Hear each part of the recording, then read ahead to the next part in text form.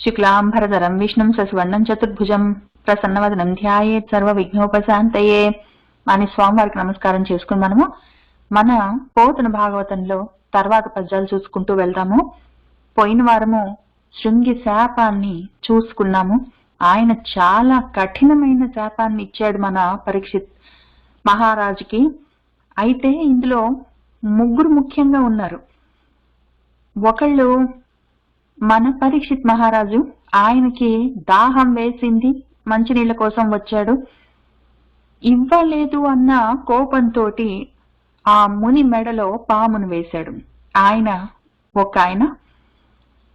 ఈ ముని మెడలో పామును వేయించుకున్న ఆయన రెండో ఆయన, వాళ్ళ నాన్న మెడలో పామును వేశాడే రాజు అని చెప్పి కోపం వచ్చి శపించిన ఆయన మూడో ఆయన, మన ముని కొడుకు.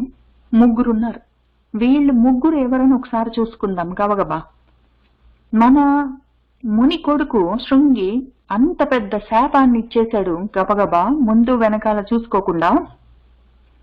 ఆయన సాధనే లేనివాడు, ఇంకా సాధన అసలు మొదలే పెట్టలేదు. అందుకే మనసుని సాధించేది లేదు, ఆత్మ అభ్యాస సాధన లేదు, ఆధ్యాత్మిక మార్గంలో ఆయన ఇంకా లేడు, పసివాడు. కాబట్టి మనసుని నియంత్రించుకోలేకపోయాడు, కోపాన్ని కంట్రోల్ చేసుకోలేకపోయాడు, సాధనే లేకుండా ఉన్నాడు. తర్వాత రెండో వాడు సాధనలో చాలా దూరం వెళ్ళాడు, కానీ చివరి దాకా ఇంకా వెళ్ళని వాడు మన పరీక్షిత్ మహారాజు. కొంతలో ఆయనకి చాలా కోపం వచ్చింది, దప్పికేసింది, ఒళ్ళు తూలుతుంది, కళ్ళు తిరుగుతున్నాయి, నోరెండిపోతుంది. కాబట్టి ఎదురుగా కూర్చున్నాడు, మంచినీళ్ళు ఇవ్వలేదని కోపం వచ్చింది. ఆయన పామును తీసుకొని వచ్చి మెళ్ళో వేశాడు. కానీ శాపం ఇచ్చాడు ఆ ముని కొడుకు అంటే ఈయన కోపం తెచ్చుకోలేదు. సరే, మరి నేను చేసిన తప్పుకి శాపం ఇవ్వకుండా తిట్టకుండా ఎవరైనా ఊరుకుంటారా? మంచి పని చేసేట్లే, నాకు మంచి జరిగిందని అనుకున్నాడు. కాబట్టి ఆయన చాలా దూరం వచ్చాడు సాధనలో, కానీ ఇంకా కొంత మిగిలి ఉంది. మూడో ఆయన మన ముని, ఆయనకు అసలు కోపం రాలేదు. ఆయన మెళ్ళలో పామేసినందుకు కోపం రాలేదు, కొడుకు తిట్టినందుకు కోపం రాలేదు, రాజుని ఇంత దూరం వస్తే ఆయన చూసుకోలేదు, ఏమైనా అంటాడేమో అనుకుంటాడేమో అని అనుమానము రాలేదు, భయము కలగలేదు. ఆయనకి ఏ విధమైన మానసికమైన సంఘర్షణలు లేవు, మనసు చలించలేదు. ఆయన సాధనలో చివరికి వెళ్ళిపోయాడు, పండాడు. ఈ ముగ్గురు సాధకులు, మొదటి వాడు అసలు సాధకుడు కాదు, ఎప్పటికో ఒకప్పుడు సాధన మార్గంలో. ఇప్పుడు వాళ్ళ నాన్న ఈ విషయాన్ని టీచబుల్ మూమెంట్ గా పెట్టుకొని నేర్పించడానికి ఒక విలువైన విషయంగా నేర్పిస్తాడేమో, దీన్ని చూపిస్తూ ఈ విధంగా చేయకూడదు, చేస్తే ఏం జరుగుతుంది ఏమి అని ఆయన నేర్పిస్తాడు ఇప్పటి నుంచి కొడుక్కి. ఇప్పుడు ఇంకా ఒకవేళ దైవానుగ్రహం వల్ల సాధన మార్గం పట్టుకుంటాడేమో. మిగిలిన ఇద్దరు మాత్రం సాధకులు మనకి ఎక్కడెక్కడ కనిపించినా మనం జాగ్రత్తగా చూసుకోవాలి. వీళ్ళందరూ, ఈ ముగ్గురే కాక మనకి ఇంకా కొంతమంది ఉన్నారు. అక్కడ ఆడుకుంటున్న పసిపిల్లలు ఉన్నారు. తర్వాత అసలు తక్షకుడి కాటుకు, ఆ విషయానికి చస్తావు పో 7 రోజుల తర్వాత అన్నాడు ఈ పిల్లాడు. ఆ తక్షకుడు ఒక ఆయన ఉన్నాడు. ఇప్పుడు ఏం జరిగిందంటే, ఈ పరీక్షిత్తుకి ఆ విధంగా వెళ్ళిపోవలసిన రోజు వచ్చినప్పుడు పరీక్షిత్ ఒక్కడే కాదు, పరీక్షిత్ ఆ ముని అక్కడ లేకుండా మెళ్ళ పాము వేయించుకోవాల్సి వచ్చింది. అక్కడ లేకుండా తిట్టవలసిన ముని కొడుకు అక్కడే ఆడుకుంటూ ఇదంతా పోయి ముని కొడుకు చెప్పి, తర్వాత అందులో ఒక పిల్లాన్ని వెళ్ళి రాజుకి చెప్పి రమ్మని ముని చెప్తే అక్కడికి వెళ్ళి మునికి చెప్పి యాతనంతా పడవలసి వచ్చింది ఆ పిల్లలు కూడా. వాళ్ళు అసలు కాటు వేయవలసిన ఆ తక్షకుడు. వీళ్ళందరికీ ఏం పని? పరీక్షిత్ మహారాజుకు ఒక్కడికి ఆ ప్రారంధం ఉంటే ఇంతమంది కూడి రావాలి. ఏ ఒక్క పని ఒక్క రోజు ఒక్క క్షణము ఒక్కళ్ళ వల్ల ఒక్క విషయంలో జరిగేది కాదు. ఒక పని జరగాలంటే ఎంతో మంది ఆ సమయానికి అక్కడ కూడాలి ఆ విషయం జరగడానికి. కాబట్టి ఒక పని జరిగిందంటే నేను చేశానని అనుకోవడం చాలా హాస్యాస్పదం. నేను ఒక పని చేశాను అంటే ఎన్నో విషయాలు కలిసి రావాలి. కాలం కలిసి రావాలి, నా కర్మం, నా ప్రారంధం కలిసి రావాలి. కాలం కర్మం కలిసి వస్తేనే పనులు జరుగుతాయని చెప్తారు మన పెద్దవాళ్ళు. తెలియక చెప్పట్లేదు, తెలిసే చెప్తారు. దాంతో పాటు ఎంతో మంది కూడి రావాలి. అవన్నీ జరిగితేనే పనులు జరుగుతాయి. ఇది మాత్రం కొంచెం ఆలోచించుకుంటే, మననం చేసుకుంటే పని నేను చేశాను అని అనడానికి నోరు రాదు, ఇంక భయం వేస్తుంది. ఒక్కళ్ళు ఒక పని చేయాలి ఒక సమయంలో అంటే ఎన్నో విషయాలు కూడి రావాలి. నేను చెప్తున్నాను ఇక్కడ మన పోతన భాగవతంలో ఈ పద్యాన్ని నేను చెప్తున్నాను అని నేను అనుకోవాలి అంటే మీరందరూ కూడి రావాలి. ఇక్కడ ఈ కాలం కలిసి రావాలి, నా కర్మ కూడా కలిసి రావాలి, నా ప్రారబ్ధ కర్మ కలిసి రావాలి, నా కర్మ నా కాలం నాకు కలిసి రావాలి, మీరందరూ కూడి రావాలి. పైగా ఇక్కడ ఇంటర్నెట్ కనెక్షన్, ఎలక్ట్రిసిటీ అన్ని ఉండాలి. ఎన్నో విషయాలు కలిస్తే ఒక పని జరుగుతుంది. నేను చేశాను అని అనుకున్నానంటే నేను ఒక భాగం అందులో. మొత్తం ఒక బిగ్ పిక్చర్ లో ఒక చిన్న వీల్, ఆ మొత్తం వీల్లో ఒక స్పోక్. అది ఎప్పటికీ గుర్తుందంటే మాత్రం నేను అన్న అహంకారం ఈజీగా జారిపోతుంది. అదొక ముఖ్యమైన విషయం నేను నేర్చుకున్నది ఈ కథాపరంగా. ఇంకొక చాలా ముఖ్యమైన విషయం నేను నేర్చుకుంది ఏంటంటే, పరీక్షిత్ మహారాజు ఈ రకంగా ఆయనకి ప్రారబ్ధం ఉంది, ఆయన కర్మం, ఆయనకు కాలం కలిసి వచ్చింది, కాలం కూడా కలిసి రావాలి. ఆయనకి కర్మ ఉన్నది, ప్రారబ్ధ కర్మగా ఆయన ఈ జన్మలో కొన్నాళ్ళకి ఎన్నో సంవత్సరాలు చాలా గొప్పగా రాజ్యపాలన చేసి చివరికి ఒక తక్షక విషానికి ఆయన చనిపోతాడు అని ఆయనకు రాసిపెట్టి ఆల్రెడీ ఉంది, కర్మ ఆల్రెడీ డిసైడెడ్. అయితే కాలం కలిసి రావాలి, ఆ కాలం ఇప్పుడు కలిసి వచ్చింది ఆయనకి. ఆ రెండు వచ్చినప్పుడు మిగిలిన వాళ్ళందరూ ఉన్నారు, వాళ్ళందరూ నిమిత్తము ఉన్నారు, వాళ్ళందరూ కూడి రాకపోతే అది పని జరగదు. కానీ వాళ్ళందరూ కూడొచ్చారు, ఈయన కాలం కర్మం కలిసి వచ్చింది, ఇప్పుడు ఆ పని జరిగింది. అయితే ఇది చాలా ముఖ్యము. నేను దీని మీద ఎంతసేపు భావన చేశాను. ఇక్కడ ఈ పాయింట్ లో అన్ని కూడే, ఈ పాయింట్ లో అందరి ప్రారంధాలు. ఆ ముని ఆయన మెళ్ళో పాము పడాల్సింది, ఆయనకు ఆ ప్రారంధం ఉంది. అనవసరంగా శపించి అనవసరంగా తిట్టు తినాల్సి వచ్చింది, ఆ పిల్లాడికి ప్రారంధం ఉంది. ఆ మిగిలిన పిల్లలు వెళ్లి చెప్పాల్సి వచ్చింది, ఇంకో పిల్ల రాజు దగ్గరికి పరిగెత్తాల్సి వస్తుంది, తక్షకుడికి పాము కాటు వేయవలసిన రోజు వచ్చింది. ఇన్ని కూడొచ్చాయి. మన పరీక్షిత్ మహారాజుకి ఆయన కాలం కర్మం కలిసి వచ్చింది. ఇది పివటల్ మూమెంట్. ఈ మూమెంట్ లో ఆయన ఒకవేళ పైకి వెళ్ళొచ్చు, కిందికి జారొచ్చు, ఏదైనా జరగచ్చు, ఏదైనా జరిగే అవకాశం ఉంది. అప్పుడు కర్మ ఎప్పుడైనా మనల్ని నడిపిస్తుంది. కర్మ వల్లే మనం కర్మలు చేస్తాము. మన ప్రారంభ కర్మ రాసి పెట్టి ఉంటే దానివల్ల మనం ఈ జన్మలో కర్మలు చేస్తాం, అందుకే జన్మలు తీసుకుంటాం. అంతవరకు అయితే గ్యారంటీ. కర్మలు మనల్ని నడిపిస్తాయి. అయితే జ్ఞానము ఆ డైరెక్షన్, ఏ మార్గంలో నడుస్తామన్న డైరెక్షన్ ని డిసైడ్ చేస్తుంది. కర్మలు నడిపిస్తాయి కానీ జ్ఞానం ఎటువైపు నడుస్తున్నావు అని చూపిస్తుంది. అది ఇప్పుడు మన పరీక్షిత్ మహారాజు ఉన్నాడు, ఆయనకి కర్మ ఉంది. ఆయన కర్మ ఏంటంటే తక్షకుడి విషం వల్ల చచ్చే రోజు వచ్చింది, పోతాడు ఆయన. పెద్ద విషయం అది, ఆయన ప్రారంభం, ఆ జన్మకాయ రాసి పెట్టున్నది. అయితే ఆ కర్మ దాన్ని ఆయన జ్ఞానంతో పైకి వెళ్ళడానికి మార్చుకోవచ్చు, లేదా ఆయన చూసావా నన్ను తిట్టాడు, నన్ను శపించాడు అని చెప్పి కోపాలతోటి, పగలతోటి, కార్పణ్యాలతోటి, దుఃఖంతో, శోకంతో ఎటైనా వెళ్ళొచ్చు, జారిపోవచ్చు అక్కడి నుంచి. ఆయన రెండూ చేయలేదు. ఒక గొప్ప కష్టం వచ్చింది ఆయనకి, పాము కాటికి చచ్చిపోయే రోజు వచ్చింది. అది కష్టం వచ్చింది, నాకు ఇంత కష్టం వచ్చింది అనుకోవచ్చు ఆయన.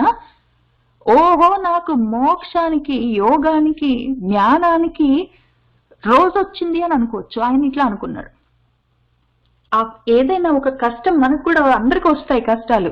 కష్టాలు వచ్చినప్పుడు నాకు ఇది యోగం పట్టేందుకు మార్గం అనుకోవచ్చు, లేదా తిట్టుకుంటూ తిట్టుకుంటూ కిందికి జారిపోవచ్చు.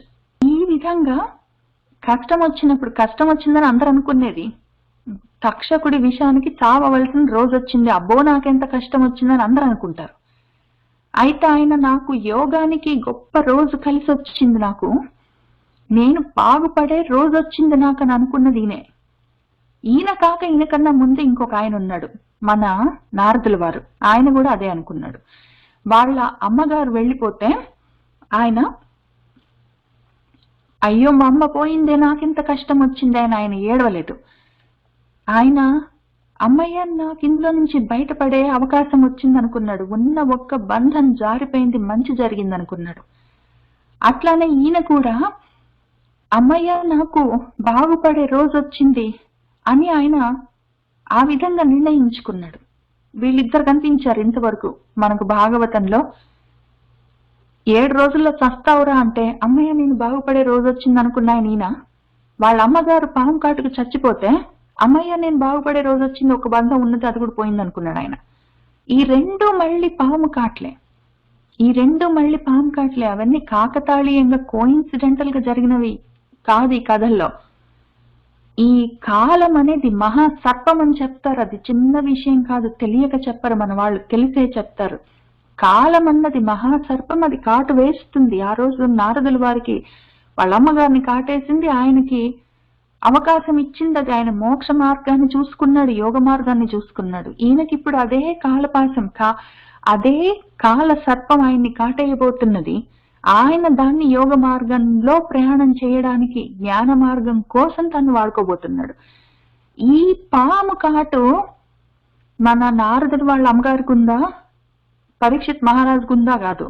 అంటే నేను చచ్చిపోయినప్పుడు దేనికైనా పోవచ్చండి, కారణం ఏదైనా కావచ్చు, నేను తప్పకుండా పాము కాటికే పోతానని ఏముంది అంటే ప్రతి వాళ్ళు దానికే పోతారు. కాలం అనే మహా సర్పానికి, దాని కాటుకే పోతారు అందరు. కాబట్టి పాము కాటు అందరికీ ఉంటుంది. ఈ పాము కాటు అందరికీ ఉంది అని తెలుసుకొని దాన్ని ఉన్న సమయాన్ని మహాయోగానికి వాడుకున్నవాడు గొప్ప యోగి. ఆ విధంగా మనం నడవాలి, ఆ విధంగా నేను నడవాలని కోరుకుంటున్నాను. అది పరీక్షిత్ జన్మ నారదుల వారి పూర్వ వృత్తాంతం నేర్పిస్తున్న విషయాలు నాకు అని చూసుకుని ఆ విధంగా అక్కడ ఆపాము మనము. ఇంకా ఆయన భూలోకం లేదు, స్వర్గలోకం లేదు, ఇవన్నీ హేయాలు, తక్కువ రకాలు, అసలు రాజ్యం వద్దు నాకు, నేను దీక్ష పుచ్చుకుంటాను అని సంకల్పం చేసుకున్నాడు. అక్కడ ఆగాము, అక్కడి నుంచి చూసుకుంటూ వెళ్దాము.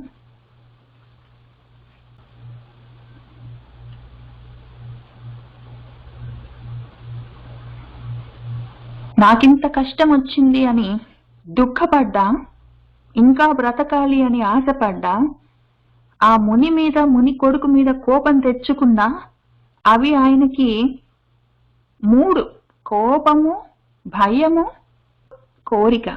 భయం, అయ్యో నేను చచ్చిపోతానే అన్న భయము, ఆయన మీద, మన ముని మీద, ఆయన కొడుకు మీద కోపాలు, నేను ఇంకా బ్రతికుండాలన్న కోరికలు. ఈ 3 కోపాలు, భయాలు, కోరికలు, ఈ 3 నరక ద్వారాలు అని చెప్పారు భగవంతుడు.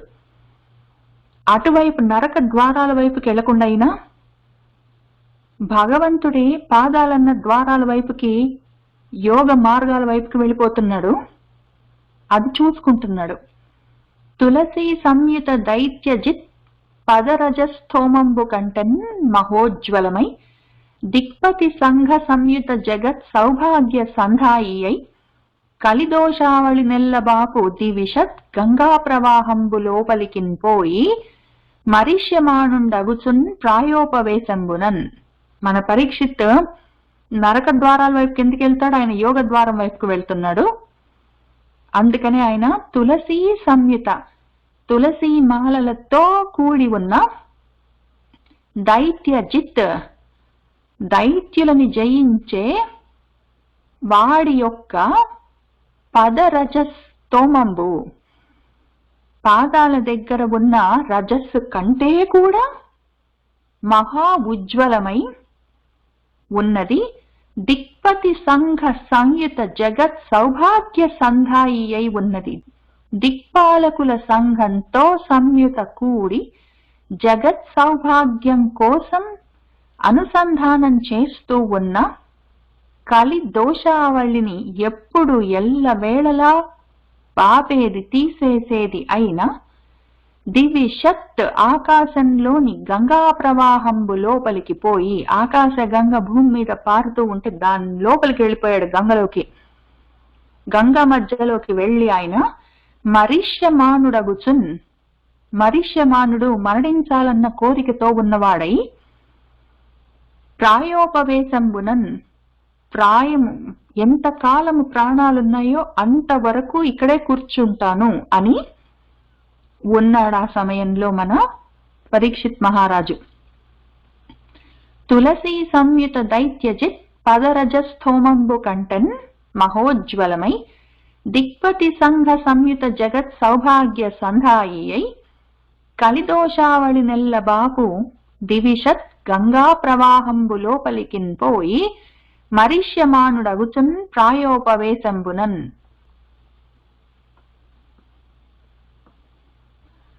చిత్తము గోవింద పదాయత్తము గావించి మౌని అయి, తనలో ఏ తత్తరము లేక భూవర సత్తముడు వసించే ముక్త సంగత్వమున్.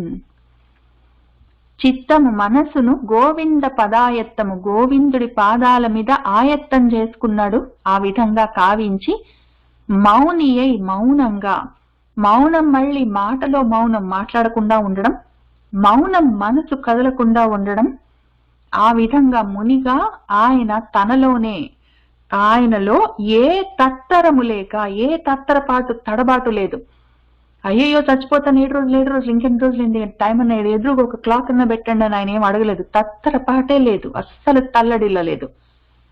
ఆ విధంగా ఏమీ లేక ఆ భూవర సత్తముడు, సత్తముడు, రాజులలో శ్రేష్ఠుడు, ముక్త సంగత్వమునన్, అన్నిటినీ వదిలిపెట్టి ముక్తి మీద సంగం ఆశతోటే ఆయన వసించన్ ఉన్నాడు అక్కడ.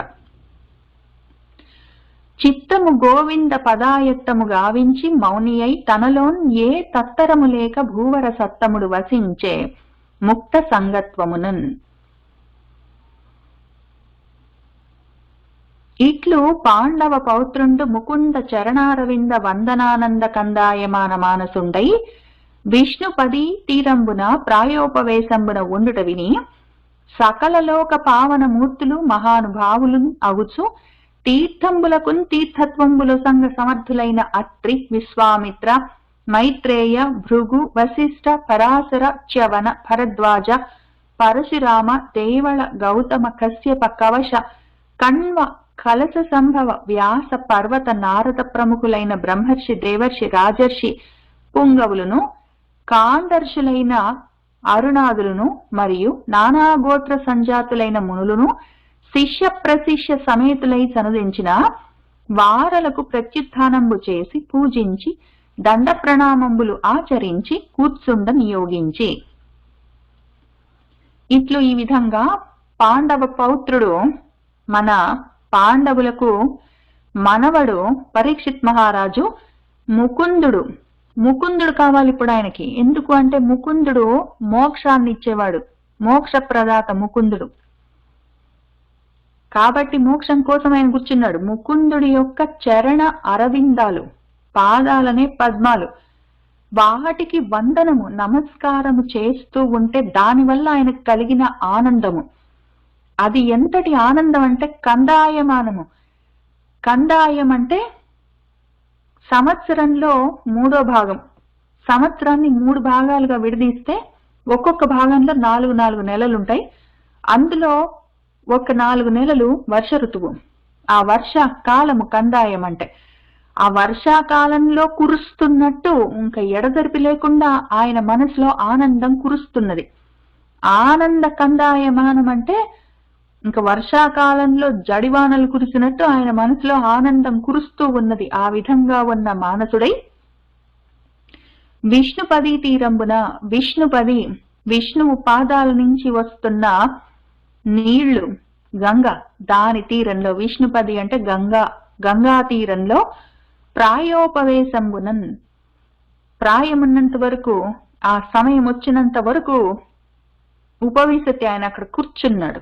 ఆ విధంగా ఉండుటన్ విని, ఆ విషయాన్ని విని మన పాండవ పుత్రుడుట మోక్షం కోసం ఆలోచిస్తూ భగవంతుణ్ణి మనసులో ఆ ముకుందుణ్ణి పెట్టుకొని మనసంతా ఆనందంతో నిండి అందులో ఆనందం వర్షాల్లాగా కురుస్తుంటే ఆ గంగా తీరంలో ప్రాయోపవేశంలో కూర్చున్నట్ట అని విని సకల లోకాలు, ఒక లోకం కాదు, మొత్తం అన్ని లోకాల్లో ఉన్న పావన మూర్తులు, పుణ్యమూర్తులందరూ, మహానుభావులందరూ నవ్వుతూ చాలా సంతోషంగా, వాళ్ళెటువంటి వాళ్ళు తీర్థంబులకు తీర్థత్వంబుల సంగు వాళ్ళు తీర్థాలు అంటే తరింపజేసేవి తీర్థాలు. ఆ తరింపచేసే తీర్థాలకే తీర్థత్వాన్ని ఇవ్వగలిగిన వాళ్ళు వీళ్ళు. తరింపచేసే ప్రదేశాలను, తరింపచేసే నీళ్లను కూడా తరింప చేయగలిగిన వాళ్ళు, ఆ విధంగా చేయగలిగిన సమర్థులైన వాళ్ళు ఒక్కొక్కళ్ళు. ఎవరు? అత్రి మహర్షి. అత్రి ఎందుకంటే త్రి అన్నది 3 త్రిపురాలు ఆయనకి లేవు. త్రిగుణాలు, అవస్థలు, అటువంటివి త్రిపురాలు, అట్లాంటి ఏ త్రీలు లేవు ఆయనకి. అత్రి, ఆయన అన్ని దాటిపోయాడు. విశ్వామిత్రుడు, ఈయన విశ్వానికి ఇంతకు ముందు మిత్రుడిగా ఉండేవాడు. తర్వాత ఆయన విశ్వం వద్దు, నాకు విశ్వేశ్వరుడు కావాలని విశ్వానికి అమిత్రుడైన వాడు, సాధనతో దాటిపోయినవాడు. మైత్రేయుడు, మైత్రి మొదలైన మైత్రి, కరుణ, వాసనలన్న వాటి నుంచి వచ్చినవాడు, వాటిని దాటిపోయినవాడు. భృగువు, వశిష్ఠుడు, పరాశరుడు, చవనుడు, భరద్వాజుడు, పరశురాముడు, దేవళుడు, గౌతముడు, కశ్యపుడు, కవశుడు. ఇక్కడ కొన్నిటికి అర్థం చెప్తాను, మళ్ళీ మనం వచ్చే వారం నెమ్మదిగా చూసుకుందాం. ఇవాళ కొంచెం కథ చూసుకుందాము. నా మనసు ఇంకా మళ్ళీ దాటలేకుండా ఆగిపోయిన చోట మాత్రం చెప్తున్నాను. వీటన్నిటికీ అర్థాలు వచ్చే వారం చూసుకుందాము. కశ్యపం చాలా ముఖ్యం. ఇక్కడ అత్రి, విశ్వామిత్రం, మైత్రేయం దగ్గర ఆగినట్టే, ముఖ్యంగా అత్రి విశ్వామిత్రం దగ్గర ఆగినట్టే కశ్యపం. కశ్యపాన్ని పసేకం అని పిలుస్తారు. పసేకం అంటే చూసేవాడు, అన్ని చూసేవాడు, విశ్వసాక్షి అని అర్థం. కవశుడు, కణ్వుడు, కలశ సంభవుడు, అగస్త్యుడు, వ్యాసుడు, పర్వతుడు, నారదుడు మొదలైన ప్రముఖులైన అంటే మొదలైన బ్రహ్మర్షి, దేవర్షి, రాజర్షి, పుంగవులు. ఇంతకుముందు మనం మాటికి బ్రహ్మర్షి, దేవర్షి, రాజర్షి అని వస్తే చూసుకున్నాము. ఇప్పుడు ఇంకోటి కొత్తది కూడా వచ్చింది, కాండర్షులు. బ్రహ్మర్షి, దేవర్షి, రాజర్షి, కాండర్షులు. ఈ మాటికి వీళ్ళందరినీ ఇదే ఆర్డర్ లో చెప్తుంటారు. మనం చూసుకోవడం అత్యవసరం మనకి. ఎందుకంటే 10th క్లాస్ అయిపోయిన తర్వాత కాలేజ్కి వెళ్తాం, ఆ తర్వాత అండర్ గ్రాడ్ చేస్తాం, తర్వాత మాస్టర్స్ చేస్తాం లాగా ఇక్కడ కూడా అవి ఉంటాయి. ఇంకా బ్రహ్మర్షి అంటే చూసుకున్నాము. బ్రహ్మం అంటే వేదం, వేదాన్ని దర్శించిన వాళ్ళు, వేదాల్లో ఉన్న మంత్రాలను దర్శించిన వాళ్ళు ద్రష్టలు అని చెప్తారు ఋషులు. ఋషులను మంత్ర ద్రష్టలు అంటారు, వాళ్ళు బ్రహ్మర్షులు అని ఒక అర్థం ఉంది. బ్రహ్మర్షులు అంటే బ్రాహ్మణుల్లో ఋషులు, దీర్ఘ దర్శనం కలిగిన వాళ్ళు అని చెప్తారు. పైగా వాళ్ళు పరబ్రహ్మాన్ని దర్శించిన వాళ్ళు అని చెప్తారు. అన్ని విధాలుగా దానికి అర్థం ఉంది.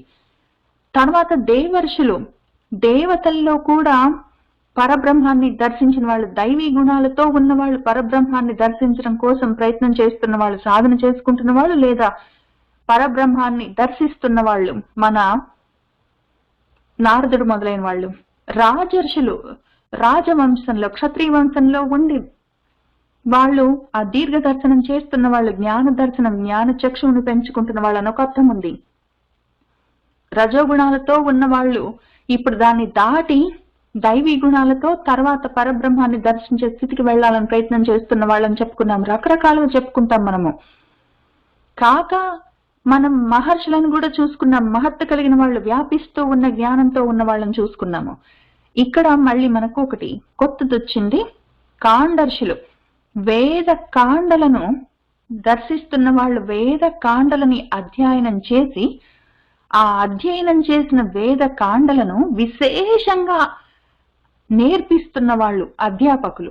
విశేషంగా వేద కాండలను అధ్యాపనం చేస్తున్న వాళ్ళు అధ్యాపకులు అని దానికి అర్థం ఉంది అని కూడా మన వాళ్ళు మనకు రాసి ఇచ్చారు నిఘంటువుల్లో. వాళ్ళు కాండర్షులు. ఇప్పుడు వీళ్ళందరూ ఎవరు అంటే బ్రహ్మర్షులు, దేవర్షులు, రాజర్షులు, కాండర్షులు, మహర్షులు.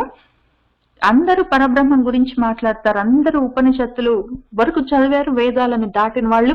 ఇక్కడ ముఖ్యంగా బ్రహ్మర్షి అంటే వేదాల్ని దాటిన వాళ్ళు. బ్రహ్మ అంటే వేదం చదివి మొత్తం అర్థం చేసుకున్న తర్వాత ఇంకా మళ్ళీ చదవవలసిన అవసరం ఉండదు, వాటిని దాటుతారు. మొత్తం చదివి అర్థం చేసుకున్నాక అది మనం అయిపోతాము. జ్ఞాత్వా విశసి అని ఉంటుంది, తెలుసుకుంటే అది అయిపోతావు, అందులో చేరిపోతావని. ఆ రకంగా అయిపోయిన వాళ్ళు ఇంకా మళ్ళీ దాన్ని చదవరు. ఆ రకంగా ఉంటారు కొంతమంది. ఆ బ్రహ్మర్షులు అయి ఉంటారు, మొత్తం వేదాలన్నీ చదువుకుంటారు, అందులో సాంగోపాంగంగా వేదాలన్నీ తెలుసుకొని ఇంకా తర్వాత దాన్ని దాటిపోయిన వాళ్ళు ఉంటారు. ఇప్పుడు ఈ కాండర్షులు ఎవరంటే ఆ సాంగోపాంగంగా వేదాన్ని మొత్తం చదువుకొని అందులో ఏదో ఒక అంగాన్ని చాలా స్పెషలైజ్డ్, వాళ్ళ ఎస్ఎంఈస్ ఉంటారు, వాళ్ళు సబ్జెక్ట్ మ్యాటర్ ఎక్స్పర్ట్స్. ఆ వేద కాండలని వాళ్ళు విశేషంగా అధ్యయనం చేసి దాని గురించిన అధ్యాపకత్వంలో ఉంటారు వాళ్ళు, కాండర్షులు అని దాని గురించి కూడా రాశారు. అయితే నేను వీటన్నిటికీ సొంతంగా అర్థాలు కనిపెట్టి చెప్తున్నాను, లేదా అక్కడిక్కడ విని చెప్తున్నాను అని మీరు అనుకుంటారు. కాబట్టి నేను చెప్తున్నాను, నా రెండు కరెక్టే. నేను అక్కడ ఇక్కడ విని వాళ్ళు వీళ్ళు చెప్పింది, పెద్దవాళ్ళు చెప్పింది అన్ని విని చెప్తున్నాను. రెండోది నేను భావన చేసి చెప్తున్నాను. మూడోది మీరు నేను అక్కడిక్కడ విని చెప్తున్నాను, నేను ఆలోచించుకొని చెప్తున్నాను అంటే అవునని మీరు నమ్మవలసిన అవసరం లేదు, నమ్మకూడదు కూడా, మీరు కూడా చూసుకోవాలి. అందుకని నేను ఎక్కడ చూస్తాను ఇవి అని చెప్తాను. ఈ ఋషి అన్నప్పుడు దాటిపోయిన వాడు అని చెప్తున్నాను. ఏంటి దాటిపోయిన వాడు అంటే సంసారాన్ని దాటిపోయిన వాడు, సంసారంలో ఉన్న బంధాలని దాటిపోయిన వాడు అని ఋషికి అర్థం. ఆ దీర్ఘ దర్శనం చేస్తాడు, దర్శనం చేయడమే దాటిపోవడం అని చెప్పుకుంటున్నాం కదా. చూశాడు అంటే తెలుసుకున్నాడు అని అర్థం, తెలుసుకున్నాడంటే దాటిపోయాడు అని అర్థం. ఆ దాటిపోయిన వాళ్ళు ఋషులు అంటానికి ఋషికి అర్థం. అది ఎక్కడుంది అని చూపిస్తాను, ఒకటి చూపిస్తాను. కానీ ప్రతిదీ నేను చదువుకున్నదంతా ఎట్లా చదివాను, ఎక్కడి నుంచి చదివానని చూపించడం కష్టం అవుతుంది, మనం కథ ముందుకు వెళ్ళదు. కానీ ఇవి టెక్నికల్ టర్మ్స్. మాటికి బ్రహ్మర్షి దేవర్షి రాజర్షి అని రాస్తారు. ఇక్కడ బ్రహ్మర్షి దేవర్షి రాజర్షి గాంధర్షి అన్నారు. ఇవన్నీ చెప్పినప్పుడు ఎక్కడ ఉన్నాయి అని నేను చూపించకపోతే మీకు తెలుసుకోవచ్చు, మీకు తెలియని వాళ్ళు కాదు. కానీ నా బాధ్యతకు చూపిస్తాను, ప్రతి చోట చూపించలేను, అవసరమైనవి టెక్నికల్ టర్మ్స్ దగ్గర చూపిస్తున్నాను. నేను ఎట్లా వెతుకుతానని ఒక వెబ్సైట్ ఇది ఆంధ్రభారతి.com అని ఉంది, అందులో డిక్షనరీ ఆంధ్రభారతి.com/డిక్షనరీ. అక్కడ రు అని చూపిస్తాను. ఇది మామూలు రు. ఈ రు అన్నదానికి, ఋషిలో రు అన్నదానికి అర్థం చూపిస్తాను. ఫస్ట్ చాలా అర్థాలు ఉంటాయి అందులో. నేను నమ్మే వాళ్ళు కొంతమంది ఉంటారు, నేను ముఖ్యంగా కొంతమందిని నమ్ముతాను. ఇదేమో ఆంధ్ర శబ్ద రత్నాకరం. నేను ఎప్పటి నుంచో 4th 5th క్లాస్లో ఉన్నప్పుడు మా పిన్ని, ఆమె ఎంఎడ్ చేస్తున్నప్పుడు, ఎంఈడి మాస్టర్స్ ఇన్ ఎడ్యుకేషన్ చేస్తున్నప్పుడు ఆమె దగ్గర ఉండేది ఆంధ్ర శబ్దార్థ రత్నాకరం. దాన్ని ఆమె ఎంత చదివిందో తెలియదు, కానీ నేను చదివి చాలా పేజీలు అందులో నుంచి చింపేసాను, ఊడిపోయాను, అంతవరకు చదివాను నేను. నాకు దాని మీద చాలా గౌరవం. ఆంధ్ర శబ్ద రత్నాకరం, అందులో ఆయన రాసిన వ్యుత్పత్తి రు అంటే గతౌ ప్రాపణే హింసాయాంచ రుక్విప్, దాటిపోవడము, కష్టాల్లో నుంచి దాటిపోవడం అని రూకి అర్థము అని ఆయన వ్యుత్పత్తి రాశారు. ఇంకొక చోట కూడా చూపిస్తాను.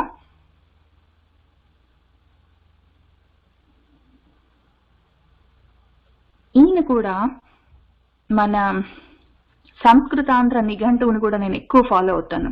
ఈ సంస్కృతాంధ్ర నిఘంటువులో కూడా ఆయన గతి ప్రాపణయోహ రుచ్చతి గచ్చతి ప్రాప్నోతి, వెళ్ళిపోవడం అని రూకి అర్థం అని రాశారు. ఆ రకంగా ఉంటాయి. ఇందులో ఏంటంటే ఈ వెబ్సైట్ లో వీళ్ళకి నమస్కారం చేసుకుంటున్నాను, ఆంధ్ర భారతి వాళ్ళకి. వాళ్ళు అన్ని రాస్తారు, ఒక్క పదం ఉన్నదంటే అది ఎన్ని రకాల నిఘంటువుల్లో, డిక్షనరీస్ లో ఉన్నది ఎన్ని చోట్ల దాని గురించి రాశారని అన్ని ఒక చోట పెడతారు. ఇది శబ్దార్థ రత్నాకరము, బహుజనపల్లి సీతారామాచార్యులు గారు రాశారు. ఏ సంవత్సరంలో రాశారు? తర్వాత బ్రౌన్య తెలుగు ఇంగ్లీష్ నిఘంటువు అని ఉంటుంది, 1900లో, 1903వ సంవత్సరం. అందులో బ్రౌన్య అంటే బ్రౌన్ అని ఒక ఆయన, బ్రౌన్ అనే ఆయన, ఆ సమయంలో మనకు వాళ్ళు బ్రిటిష్ వాళ్ళు ఉండేవాళ్ళు ఇండియాలో, వాళ్ళ కోసం ఆయన రాశాడు తెలుగు ఇంగ్లీష్ నిఘంటువు, బైలింగ్వెల్ డిక్షనరీ. దాన్ని బ్రౌన్ రాసిన డిక్షనరీని బ్రౌన్యా అని రాశారు, BROW అని. ఆ బుక్ యాక్చువల్ గా బ్రౌన్య తెలుగు ఇంగ్లీష్ నిఘంటువు డిక్షనరీ నా దగ్గర ఉంది, చాలా బాగుంటుంది. ఆయన వాళ్ళ కోసం, ఇంగ్లీష్ వాళ్ళకు బ్రిటిషర్స్ కోసం ఆయన రాసుకున్నాడు, అది ఇంగ్లీష్ వాళ్ళ కోసం. అమెరికన్స్ ని ఇంగ్లీష్ వాళ్ళు అనరు, అమెరికన్స్ ని అమెరికన్సే అంటారు. ఇంగ్లీష్ వాళ్ళు అంటే బ్రిటిషర్స్ అని అర్థం. లండనర్స్, లండన్ అటు సైడ్ ఉన్న వాళ్ళు, వాళ్ళ కోసం రాసుకుంది. ఆంధ్ర వాచస్పత్యము కొట్ర శ్యామలకామ శాస్త్రి గారు ఆ రకంగా ఎక్కడెక్కడ ఉన్నది డిక్షనరీస్ అన్నిట్లలో ఉన్నవన్నీ ఎట్లా తీసుకొచ్చి రాసి పెడతారో, ఎంత శ్రమ పడుతున్నారో. కానీ పైగా ఇక్కడ తెలంగాణ పదకోశం అని, తెలంగాణలో ఆ వర్డ్స్ ని ఏమంటారు, ఏ విధంగా వాటిని ఉచ్చరిస్తారు, వాటికి అర్థాలు ఏంటి అని. ఆంధ్ర తమిళ కన్నడ త్రిభాష నిఘంటువు కూడా ఉంది. త్రిభాష ద్విభాష, బైలింగ్యువలే కాదు, ట్రైలింగ్యువల్. అందులో తమిళంలో ఏమంటారు, కన్నడంలో ఏమంటారు, అదే వర్డ్ని అని ఉంటుంది. అట్లాంటివి చాలా వెతుకుతాను. ఎంత వెతుకుతూ ఉంటే సముద్రంలో పైన చూస్తే ఊరికి ఆల్చిప్పలు, రాళ్ళు, చిన్న చిన్న ఏవైనా విషయాలు దొరుకుతాయేమో, గవ్వలు అట్లాంటివి. లోపలికి వెళ్తూ ఉంటే కదా రత్నాలు, ముత్యాలన్నీ దొరికేది. లోపలికి వెళ్ళి చూడండి, ఒక్కొక్క మాటను విడదీస్తే. ఇక్కడ మనకక్కడ కాండర్షులు అంటే, కాండం అంటే ఏంటి, ఋషులు అంటే ఎవరు, ఋషి అంటే ఏంటి, రు అంటే ఏంటి అని ముక్కలు ముక్కలు చేసి వెతుక్కున్నాను. కాండం అంటే వేదకాండలు, ఋషులు దర్శించిన వాళ్ళు. ఋషి అంటే ఎవరు, దాటిపోయినవాడు, మొత్తం వేదాలని చదువుకున్నాడు, చదువుకొని దాటిపోయాడు కాబట్టి కాండర్షి అని కనిపించింది. దాన్ని బట్టి ఎంత దూరమైనా వెళ్ళి భావన చేసుకోవచ్చు, ఎంతో విషయం తెలుస్తుంది. ఇవన్నీ కథ కోసం కాదు కదా మనకు. కాండర్షి అని చూపిస్తాను. కాండర్షి వేదకాండ విశేషాధ్యాపక ముని భేద. ఆయన మునే, ఆ మునుల్లో కూడా ఈయన ఒక రకము. ఈయన వేద కాండాలని విశేషంగా అధ్యయనం చేసి ఇప్పుడు అధ్యాపకత్వం చేస్తున్నాడు అని సర్వసత్య సంబోధిని అన్న సంస్కృత నిఘంటువులో ఆంధ్ర టీకా సహితంగా పర్వస్తు శ్రీనివాసాచార్యులు గారు 1875లో రాసిపెట్టారు. ఇంకా పాత నిఘంటువు అది. అందులో ఉంది ఈ కాండర్షి అన్న దానికి అర్థం.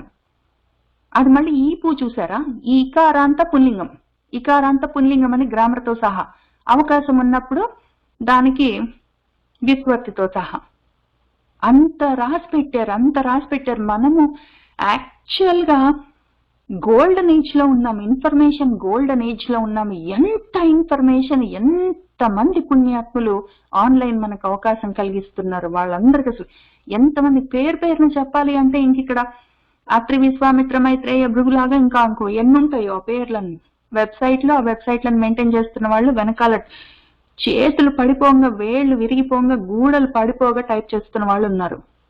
ఎంతమందికి నమస్కారం చేసుకుంటానో నేను రోజు. కాబట్టి ఈ విధంగా మన పాండవ పౌత్రుడు పరీక్షిత్ మహారాజు గంగా నదీ తీరంలో ప్రాయోపవేశంలో కూర్చుని ఉన్నట అని విని, అన్ని లోకాల్లో ఉన్న అసలు తరింపజేసే వాటిని తరింపజేసే సమర్థత కలిగిన వాళ్ళు వీళ్ళందరూ, ఆ బ్రహ్మర్షి, దేవర్షి, రాజర్షి, పుంగవులు, కాండర్షులు, అరుణుడు మొదలైన వాళ్ళందరూ, మరియు నానా గోత్ర సంజాతులైన మునులు. గోత్రం అంటే ఒక సమూహము, ఒక్కొక్కళ్ళు ఒక్కొక్క గోత్రంలో ఉంటారు. గోత్రం అంటే ఒక కులం, ఒక సమూహం, ఒక సంఘం. అందులో ఆ గోత్రంలో పుట్టిన వాళ్ళు ఆ వేద కాండాలని చదువుతారు. ఆ విషయం మీద వాళ్ళు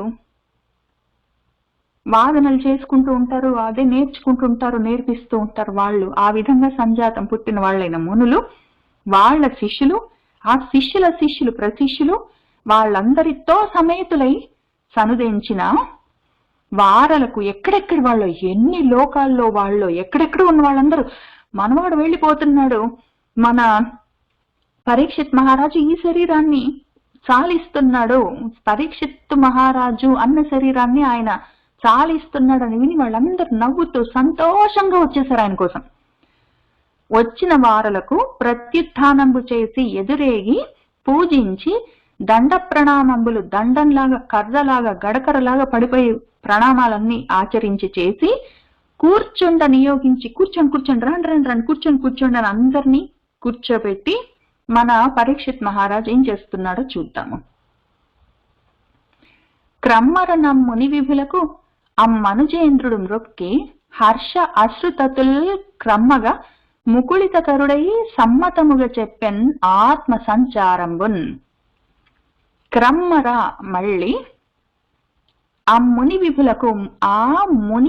విభులకు మునుల్లో రాజుల్లాంటి వాళ్ళు, రాజిల్లుతున్న వాళ్ళు, వెలిగిపోతూ ఉన్నవాళ్ళు, వాళ్లతో ఆ మనుజేంద్రుడు, ఆ మనుషులకు ఇంద్రుడు రాజైన వాడు మన పరీక్షిత్ మహారాజు మ్రొక్కి మళ్ళీ నమస్కారం చేసి, క్రమ్మర మళ్ళీ మ్రొక్కి హర్షంతో సంతోషంతో, ఆయనకు అశ్రువులు వస్తున్నాయి, కళ్ళ నీళ్లు కారుతుంటే అవి కూడా తతులు ఇంకా కారుతున్నాయి ధారాపాతంగా కళ్ళలోంచి నీళ్లు. వాళ్ళందరిని చూస్తే హర్షము ఆనందంతో మనసు ఉప్పొంగి కన్నీళ్లు కారుతుంటే ఆ విధంగా క్రమ్మగా ఆ కురుస్తూ ఉండగా ముకుళితకరుడై కరములు చేతులను ముకుళితం మడిచి వాళ్ళ ముందు నిలబడి సమ్మతముగా, సమ్మతం అంటే అంగీకారం అని చెప్తారు. ఇక్కడ సమ్మతాన్ని అంగీకారం ఎందుకు ఈయన పరంగా చూద్దాము.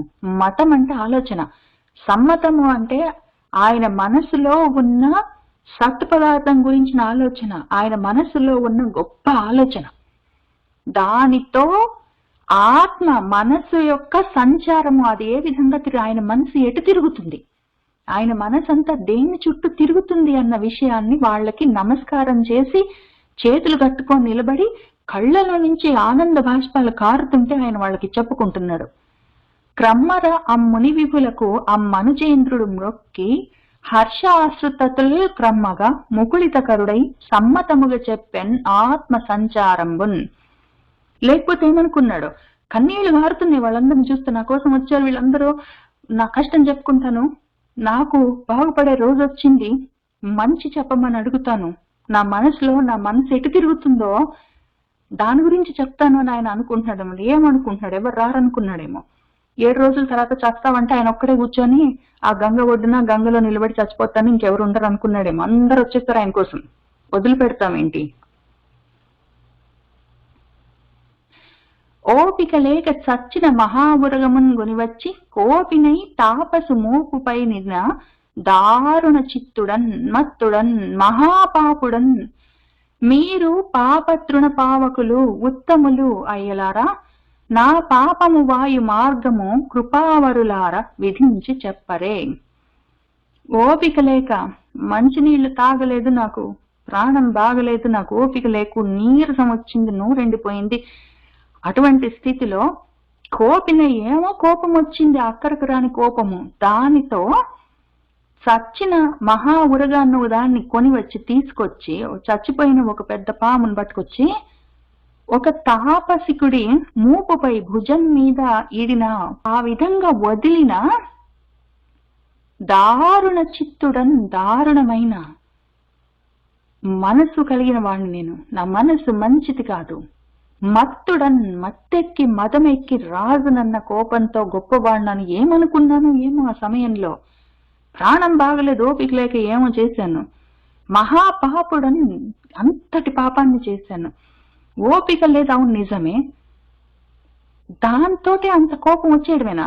ఓపిక లేకపోవడం, కోపం రావడం, ఓపే శక్తి లేక దారుణమని పైన చేయడం, అటువంటి దారుణమైన చిత్తుడన్ మత్తుడన్ మహాపాపుడన్. కానీ ఏమైందో తెలుసా అయ్యలారా, మీరు పాపతృణ పావకులు, పాపాలనే తృణము గడ్డి మోపుకు మీరు అగ్ని లాంటి వాళ్ళు. నేను చాలా పాపాలే చేశాను, అవును నిజమే, పెద్ద పాపం చేశాను, చచ్చిపోయిన పాముని తీసుకొచ్చి ఆ తపస్సు చేసుకుంటున్న ఆయన భుజం మీద పడేశాను, అంతటి పాపం చేశాను, అవును నిజమే. కానీ నాది ఎంత పాపమైనా సరే ఆ పాపాలన్నీ గడ్డిపోతల్లాగా కాల్చేయగలిగిన వాళ్ళు మీరు, ఉత్తములు మీరు, మిమ్మల్ని మించిన వాళ్ళు లేరు. ఓ అయ్యలారా, నా పాపము వాయు మార్గము కృపావలురారా విధించి చెప్పరే. నా పాపం ఏ విధంగా పోతుందో ఆ మార్గాన్ని మీరు విధించి ఆలోచించి నాకు చెప్పరే అని ఆయన అన్నాడు వాళ్ళతోటి. ఓపిక లేక చచ్చిన మహా ఉరగమున్ కొనివచ్చి కోపినై తాపసు మూపుపై నిడిన దారుణ చిత్తుడ మత్తుడన్ మహాపాపుడన్ మీరు పాపతృణ పావకులు ఉత్తములు అయ్యలారా, నా పాపము వాయు మార్గము కృపావరులారా విధించి చెప్పరే. కృపావరులారా, కృప కలిగిన వాళ్ళలారా, ఓ అయ్యలారా, ఆలోచించి నాకేదైనా మార్గం చూపించండి. భూసుర పాదరేణుగులు పుణ్యుల చేయు నరేంద్రులన్ ధరిత్రీ సురులారా, మీ చరణ రేణు కణంబులు మేను సోక నా చేసిన పావమంతయు నశించే కృతార్థుడనైతిన్. ఎత్తి ఏను చేసిన ముక్తి పద్ధతికి చచ్చరపోవగవచ్చు చెప్పరే. ఆయన ఈ మాట చెప్పాడు. నేను మహాపాపం చేశాను, ఓపిక లేకపోవడంతో కోపం వచ్చింది, దానితో పాపం చేశాను, ఈ పాపం పోయే మార్గం చెప్పండి అన్నాడు ఈ 501లో. ఆ మాట అనగానే వెంటనే, ఈ మాట ఇక్కడ 501 ఉత్పలమాలలో అనగానే ఆయనకి వెంటనే అర్థమైంది. అక్కడే ఆయన ఆల్రెడీ చెప్పాడు, పాపతృణ పావకులు మీరు, పాపాలన్న గడ్డిని తగలబెట్టగలిగిన వాళ్ళు మీరు అన్నాడు. కాబట్టి వెంటనే ఆయన ఏమన్నాడంటే, భూసుర పాదరేణువులు, భూసురలు మీరు, మీ యొక్క పాద రేణువులు నరేంద్రులను రాజులను పుణ్యుల చేస్తాయి. ఓ ధరిత్రీసురులారా, ఓ మునులారా, మీ చరణ రేణు కణంబులు, మీ పాదాల రేణువులు, మీ పాదాల దగ్గర ఉన్న దుమ్ము కణాలు కూడా మేను సోక నా శరీరానికి తాకినంత మాత్రం చేత నా వల్ల జరిగిన ఈ పాపం అంతయు నశించే పోయిందండి. ఇంకా నాకు పాపాలు లేవు. మీ పాదాల రజస్సు నాకు తాకగానే నా పాపం పోయింది. ఇప్పుడు రెండో భాగం మిగిలింది. నేను కృత అర్థుడనైతే, నేను ఒకటి అర్థిస్తున్నాను, మోక్ష కాంక్షతో ఉన్నాను, మోక్షార్థినై ఉన్నాను. ఇప్పుడు మీరు వచ్చారు కాబట్టి అది కృతమైపోయింది. పాపం పోవాలి, మోక్షం రావాలి, రెండు విషయాలు. పాపం పోవాలి ఎట్లా అని అడిగాను, పాపం పోయే మార్గం చెప్పండి అన్నాను. కానీ మీరొచ్చి ఇక్కడ కూర్చుంటే మిమ్మల్ని చూడగానే మీ పాదాల రేణువులు నాకు తాకగానే నా పాపం పోయింది. కాబట్టి అది జరిగిపోయింది, కృతార్థున్నయ్యాను, నేను కోరుకున్నది జరిగింది, పాపం పోయింది.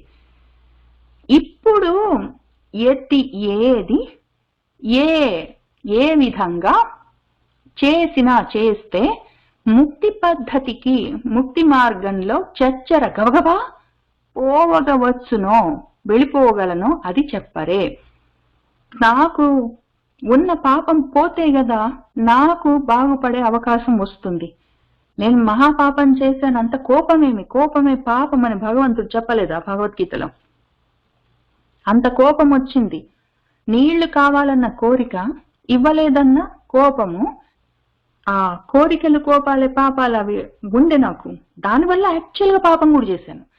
అసలు ఆ కోపమే పాపం అంటే, ఆ కోపంతో నిజంగా కూడా ఒక పాపం చేశాను. ఇప్పుడు రెండు ఉన్నాయి నాకు. కానీ అవి పోతే బాగుపడే మార్గం అనుకున్నాను. ఇప్పుడు మీరు వచ్చేసరికి అవి పోయాయి, పాపాలైతే పోయాయి. కానీ నాకు మళ్ళీ బాగుపడే మార్గం కావాలి. ఏది, ఎలా, ఏమి చెయ్యాలి, ఎట్లా చెయ్యాలి, ఏ చేసినా అని అడిగాడు ఆయన. ఏది చేసినా,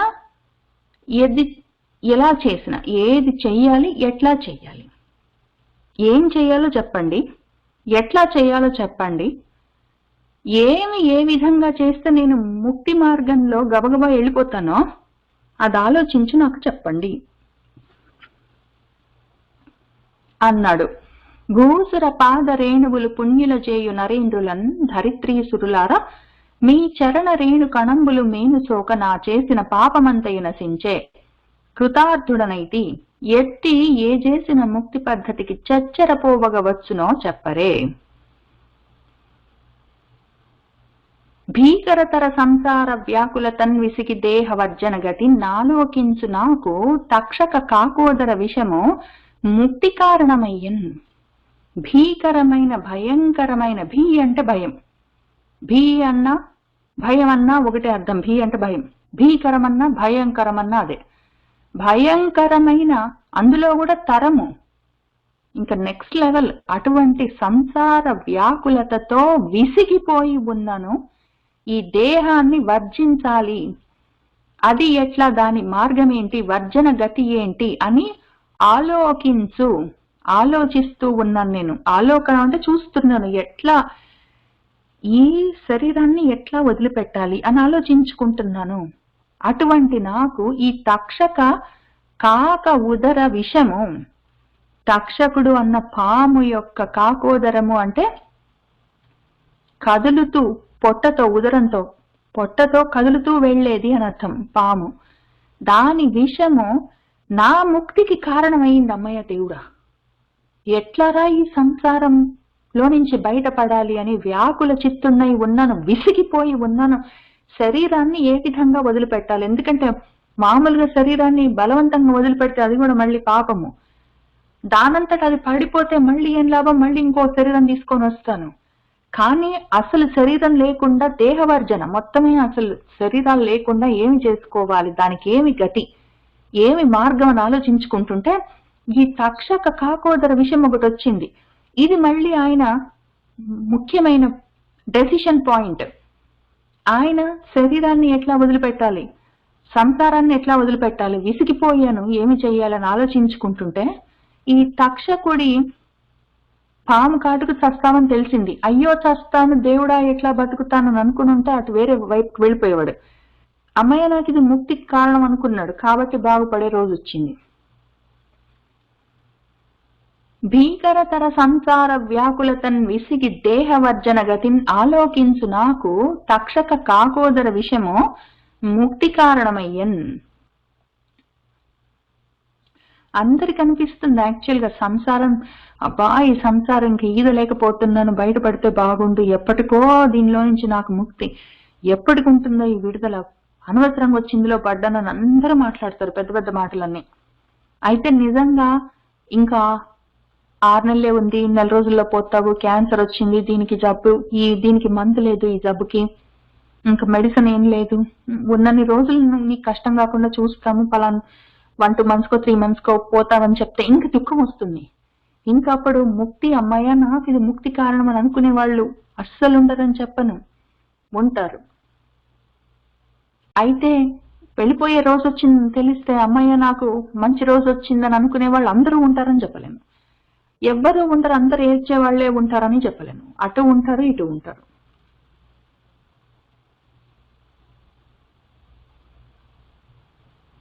ఈయన ఇటు ఉన్నాడు. ఎటు ఉంటామో, ఎటు వైపుకు ఉంటామో అది ముఖ్యము, ఆ పక్షం ముఖ్యము.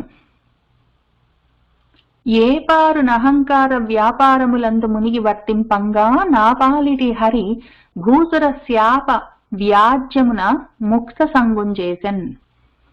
ఏ పారు ఇంకా బాగా ఎక్కువగా అహంకారాలతోటి నేను నేను నేను కాబట్టి చేస్తున్నాను, నేను కాబట్టి రాజు, నన్ను అహం అహం అహం అనుకుంటూ ఆ అహంకారాలతోటి వ్యాపారాలు ఏవో ఉంటాయి, లావాదేవీలు, ప్రపంచంతో ఏవో పనులన్నీ పెట్టుకొని అందులోనే మునిగి ఆ విధంగా ప్రవర్తిస్తూ ఉంటే నా పాలిటి అమ్మాయ నాకు హరి అన్నిటినీ, ఇటువంటి వ్యాపారాలను అహంకారాలను మొత్తాన్ని హరించేవాడు ఈ భూసుర శాప వ్యాజమున.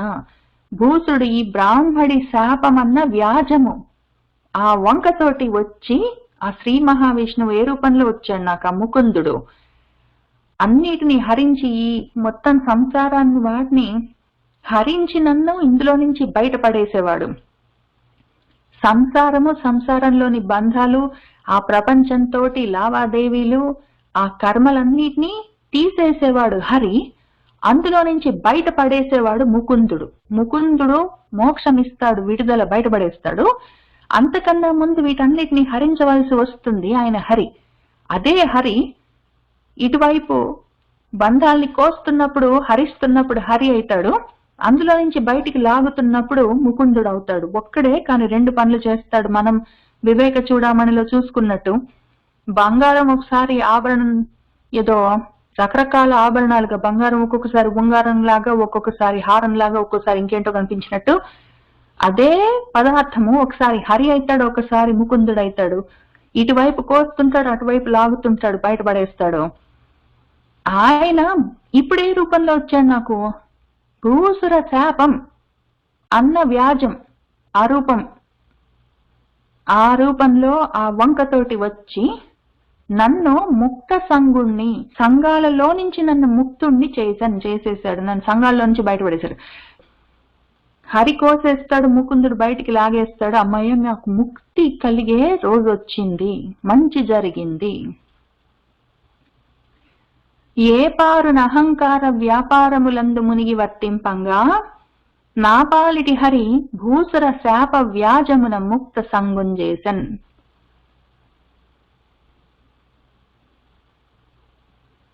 ఉరుగాధీసు విషానలంబునకు మేనొప్పింతు శంకింపన్. ఈశ్వర సంకల్పము నేడు మానదు.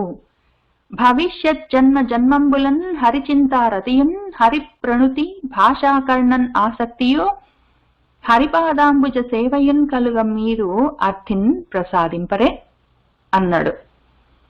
ఇదిగో ఊరు ఒక పెద్ద ఉరగము, పాము. ఊరు అంటే గొప్పగా అంటే గమనం, గొప్పగా వెళ్ళేది ఊరుగము, లేదా ఉర్వి, భూమి మీద గమనం చేసేది పాము, ఊరగము. ఆ అధీసుడు అంటే అందులో కూడా పాముల్లో కూడా చాలా పెద్ద పాము. ఉరుగాధీసుడు అంటే పెద్ద పాము, తక్షకుడు. ఆయన యొక్క విష అనలంబునకు, విషమనే అగ్నికి మేను నా శరీరాన్ని ఒప్పింతు, అప్పగిస్తాను, అప్పజెప్తాను. శంకింపన్ అనుమానించను, మళ్ళీ దాని గురించి ఆలోచించను. అసలు ఆలోచనే లేదు నాకు ఇంకా. ఈశ్వర సంకల్పము నేడు మానదు.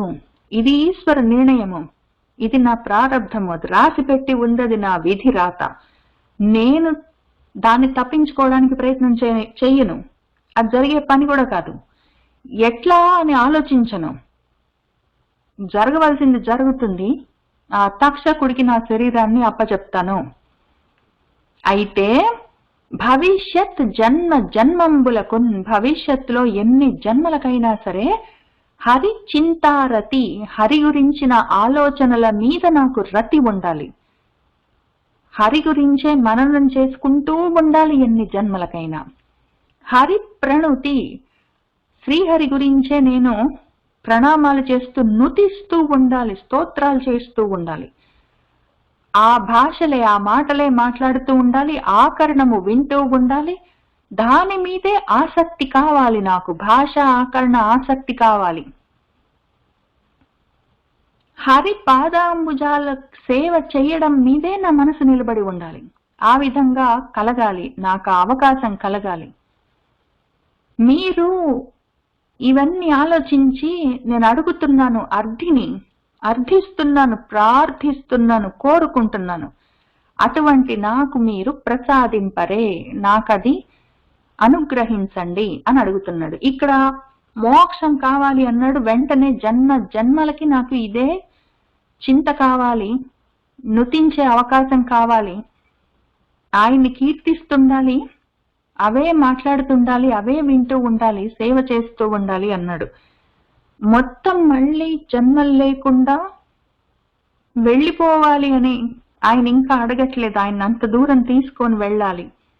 ఆయనకి మోక్షం మీద కాంక్ష ఉంది. అంటే ఏంటి మోక్షం, అంటే ఏంటి ముక్తి, అంటే ఏంటి మళ్ళీ జన్మలు రావడం అంటే ఏంటి, మళ్ళీ అసలు జన్మలు లేకుండా ఆగిపోవడం అంటే ఏంటి, జన్మలు మళ్ళీ పుట్టడం అన్నది, మళ్ళీ రూపాలు తీసుకోవడం అన్నది, ఆగిపోవడం అన్నది ఏంటి అని చాలా విషయాలు చెప్పవలసి ఉంది మన శుక మహర్షి. అది చెప్పడానికి ఆయన వస్తున్నారు. కానీ ఈయన మనసులో కదులుతున్నవన్నీ ఆయన చెప్తున్నారు మన ఋషులకు. ఉరుగాధీసు విషానలంబునకు మేనొప్పింతు శంకింపన్. ఈశ్వర సంకల్పము నేడు మానదు. భవిష్యత్ జన్మ జన్మంబులన్ హరిచింతారతియున్ హరి ప్రణుతి భాషాకర్ణనాసక్తియున్ హరిపాదాంబుజ సేవయున్ కలుగన్ మీరు అర్థిన్ ప్రసాదింపరే. చూడుడు నా కళ్యాణము, పాడుడు గోవిందు మీది పాటలు దయతో, ఆడుడు హరిభక్తుల కథలు ఏడహములలోన ముక్తికేగగ నిచటన్. నా కళ్యాణము చూడుడు, నాకేది శ్రేయస్కరమో అది చూడండి మీరు. దయతోటి గోవిందుడి మీద పాటలు పాడుతూ ఉండండి, అవి వింటూ వెళ్ళిపోతాను. హరిభక్తుల కథలు ఆడుడు మాట్లాడుతూ ఉండండి. 7 అహములలోన 7 రోజుల్లో 7 అహములు 7 రోజుల్లోగా ముక్తికి ఏగగా మోక్షానికి వెళ్ళిపోయేటట్టు ఇచ్చటనిక్కడ మీరు అదే పనిగా హరి భక్తుల గురించి చెప్తూ ఉండండి, హరి గురించి పాడుతూ ఉండండి. నాకేది మంచో అది చూసి అది చెయ్యండి. చూడుడు నా కళ్యాణము, పాడుడు గోవిందు మీది పాటలు దయతో, ఆడుడు హరిభక్తుల కథలు 7 అహములలోన ముక్తికి ఏగగన్ ఇతటన్. అమ్మా నిన్ను చూచిన నరు పొమ్మాయని ముక్తి కడకు పుత్తువట కృపన్, లెమ్మ నీ రూపముతో రమ్మ నాకెదుర గంగా రమ్యతరంగా. అమ్మా అని నిన్ను చూస్తే నరుడు పొమ్మా ఎళ్ళు అని ముక్తి కడకు, ముక్తి వైపుకి పుత్తువట పంపిస్తావట కృపతో దయతో.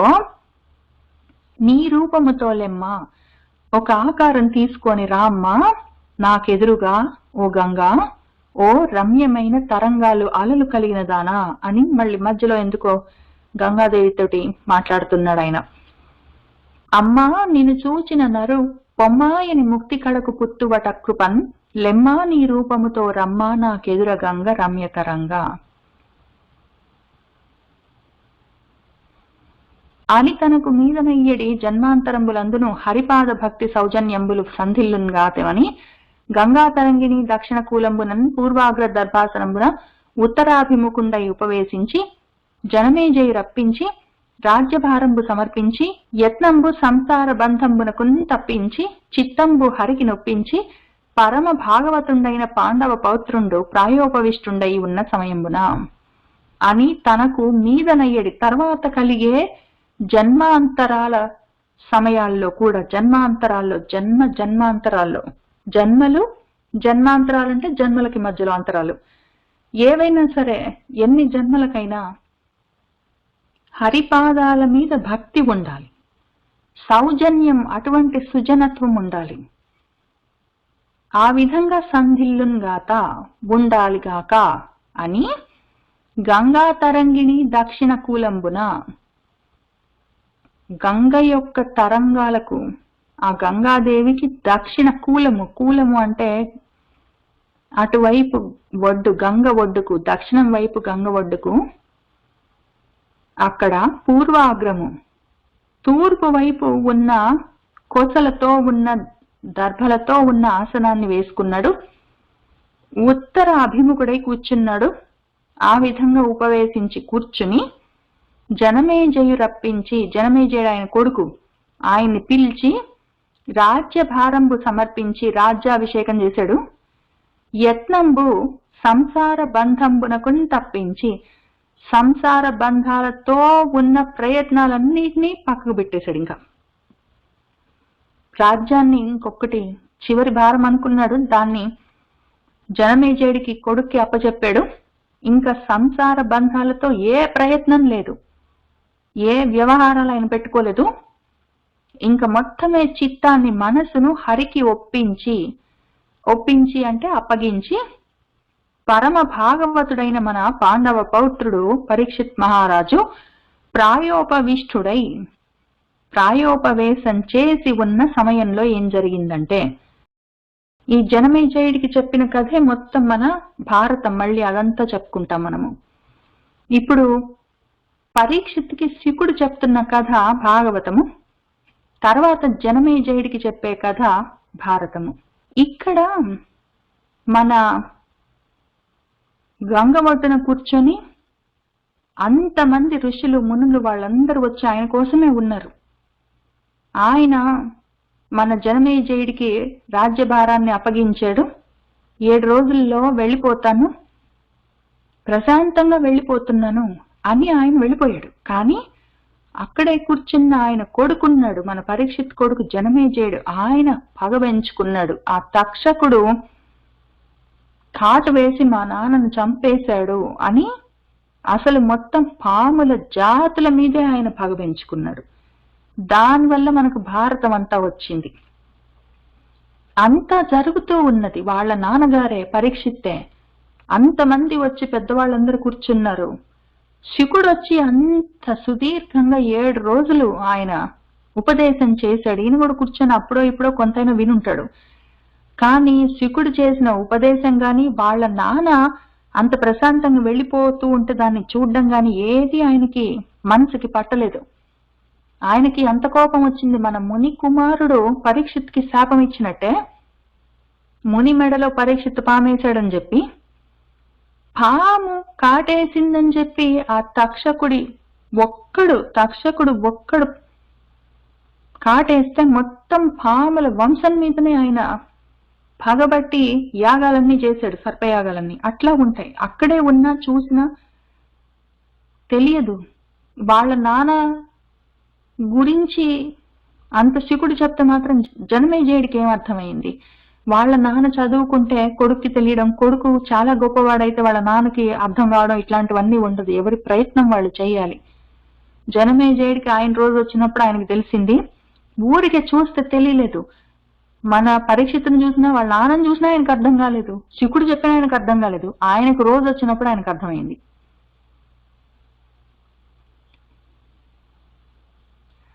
ఒత్తిలి పొగడుచు సురలు వియత్తలమున నుండి మెచ్చి అలరుల వానల్ మొత్తములై కురిసిరి నృపసత్తముపై భూరి భేరి శబ్దంబులతోన్. ఒత్తిలి పొగడుచు గట్టిగా పొగుడుతూ సురలు దేవతలు వియత్తలము ఆకాశతలము, ఆకాశం నుండి, భూతలం అంటే భూలోకం, వియత్తలం అంటే ఆకాశతలం స్వర్గలోకం, ఆ స్వర్గలోకం నుంచి మెచ్చి ఎంతో గొప్పగా మెచ్చుకుని పొగుడుతూ అలరుల వానల్ పూల వానలను మొత్తములై ఎక్కువగా కురిపించారు దేవతలందరూ మన నృపసత్తముపై. ఆయన అడిగిన ప్రశ్న అట్లది. ఎందుకు ఆయన మీద అటువంటి పూలవానలన్నీ కురిపించారు? భూరి పెద్ద భేరీ శబ్దాలతోటి గొప్ప గొప్ప నాదాలన్నీ మోగిస్తూ గొప్పగా పూలవానలన్నీ కురిపిస్తూ గట్టిగా పొగుడుతూ ఎంతో గొప్పగా ఎందుకు మెచ్చుకుంటున్నారు దేవతలంటే ఆయన అడిగిన ప్రశ్న అటువంటిది. ఏ విధంగా పోతే పోయే, నా శరీరం పడిపోతే నష్టం లేదు, కానీ పోయేలోగా నేనే విధంగా బాగుపడాలి అని ఆయన అడిగిన ప్రశ్న అటువంటిది. ఆ ప్రశ్నకి ఇంకా ఆయన అంటే ఎంత ముద్దొచ్చిందో దేవుళ్ళకి. మొత్తం దేవతలందరూ పూలవానులన్నీ కురిపించి, మొత్తం భేరీలు భాంకాలన్నీ మోగించి గట్టిగా ఆయన్ని మెచ్చుకుంటూ, అవకాశం ఉంటే ఎత్తుకొని కూడా తిప్పేవాళ్ళు. అంత చేశారు. ఎందుకంటే ప్రశ్న అటువంటిది. అందుకని ఒత్తిలి పొగడుచు సురలు వియత్తలముల నుండి మెచ్చి అలరుల వానల్ మొత్తములై కురిసిరి నృపసత్తముపై భూరి భేరి శబ్దంబులతోన్. ఆ సమయంబున సభాసీనులైన ఋషులు ఇట్లనిది. ఆ సభలో కూర్చున్న ఆసీనులై ఉన్న ఋషులందరూ ఈ విధంగా అన్నారు.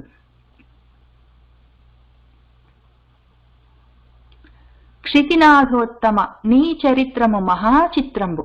మీ తాతలు ఉగ్ర తపోధన్యులు. విష్ణు పార్శ్వ పదవిని కామించి రాజన్య శోభిత కోటీర మణిప్రభాన్విత మహాపీఠంబు వర్జించి ఉన్నతులైరి. నీవు మహోన్నతుండవు కదా, నారాయణ ధ్యాయివై. ఓ క్షితినాథోత్తమ, ఓ రాజా, నీ చరిత్రము మహాచిత్రము, చాలా గొప్పదయ్యా, అద్భుతము. మీ తాతలు ఉగ్ర తపోధన్యులు, గొప్ప తపస్సులు చేసి ధన్యత పొందిన వాళ్ళు. విష్ణు పార్శ్వ పదవిన్, విష్ణువు పార్శ్వం పక్కనే ఉండాలి అన్న పదవి, పక్కనే ఉండాలి, ఆయన తోటే ఉండాలి, ఆయన పక్కనే ఉండాలి అని దానికోసం వాళ్ళు కామించి కోరుకొని రాజన్య, రాజుల యొక్క శోభిత, గొప్పగా శోభిల్లుతున్న కోటీరములు, కిరీటాలు, వాటి నుంచి వస్తున్న మణిప్రభలు, వాటితో అన్వితము కూడి ఉన్న మహాపీఠం, సింహాసనాన్ని వర్జించి వదిలిపెట్టి. మీ తాతలు ఆ సింహాసనం మీద కూర్చుంటే మిగిలిన రాజులందరూ వచ్చి చుట్టూ నిలబడితే వీళ్ళ సింహాసనం పైన ఉండేది, ఆ రాజులందరూ కింద ఉండేవాళ్ళు తలలు వంచి నమస్కారాలు చేస్తుంటే ఆ సింహాసనం అంతా ఆ రాజుల యొక్క తలల మీద ఉన్న కిరీటాల్లో నుంచి వస్తున్న మణుల యొక్క ప్రభలతో వెలుగుతూ ఉండేది. అటువంటి మహాపీఠం అది. సింహాసనం గొప్పదని కాదు, సింహాసనం మీద వీళ్ళ తలల మీద ఉన్న కిరీటాల్లో నుంచి వస్తున్న మణిప్రభలంటే అంతమంది రాజుల కన్నా వీళ్ళ పైన ఉన్నారని. అటువంటి పదవిని, స్థితిని కూడా వదిలిపెట్టి కృష్ణుడి పక్కనే ఉండాలని కోరుకుని వాళ్ళు ఈ సింహాసనాన్ని కూడా వర్జించి వదిలిపెట్టారు. వర్జించిరి, ఉన్నతులై ఉన్నారు, గొప్పగా ఉన్నారు మీ తాతలు. వాళ్ళు ఉన్నతులైతే నీవు మహా ఉన్నతుడివి, ఇంకా తర్వాత స్థితికి వెళ్తున్నావు కదా. నారాయణ ధ్యాయివై, నారాయణుణ్ణి ధ్యానిస్తూ మీ తండ్రులు కృష్ణుణ్ణి పక్కనే పెట్టుకొని ఆయన్ని పక్కనే ఉంచుకుని ఆయనతో పాటే ఉండాలి, ఆయన పక్కనే వీళ్ళు ఉండాలని వాళ్ళు ఎంతో గొప్పగా కోరుకున్నారు. నువ్వు మొత్తమే నారాయణ ధ్యాయివై ఉన్నావు. వాళ్ళు ఉన్నతులైతే నువ్వు మహోన్నతుడివి. క్షితినాథోత్తమ నీ చరిత్రము మహాచిత్రంబు. మీ తాతలు ఉగ్ర తపోధన్యులు. విష్ణు పార్శ్వ పదవిని కామించి రాజన్య శోభిత కోఠీర మణిప్రభాన్విత మహాపీఠంబు వర్జించిరి ఉన్నతులై. నీవు మహా ఉన్నతుండవు కదా నారాయణ ధ్యాయివై. వసుధాధీశ్వర, నీవు మత్స్యతనువుని వర్జించి నిశ్యోకమై వ్యసనచ్ఛేదకమై రజోరహితమై వర్తించు లోకంబు సర్వసమత్వంబున చేరునంతకు భవత్వాక్యంబులన్ వించున్ ఏ దశకున్ పోవక చూచుచుండెదము నీ దివ్య ప్రభావంబులన్. ఓ వసుధాధీశ్వర, ఓ రాజా, నువ్వు మర్త్య తనువున్, ఈ మనిషి, మర్త్యం అంటే మరణించే స్వభావం ఉన్నది, చనిపోయే స్వభావం ఉన్నది శరీరము.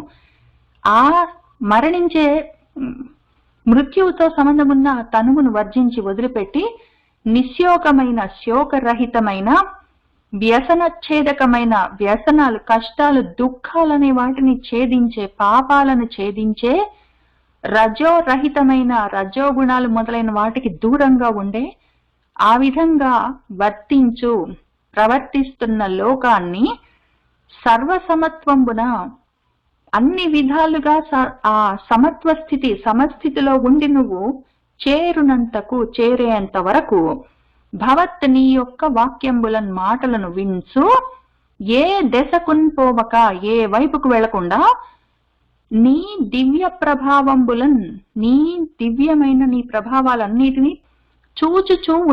చూస్తూ ఉంటాము.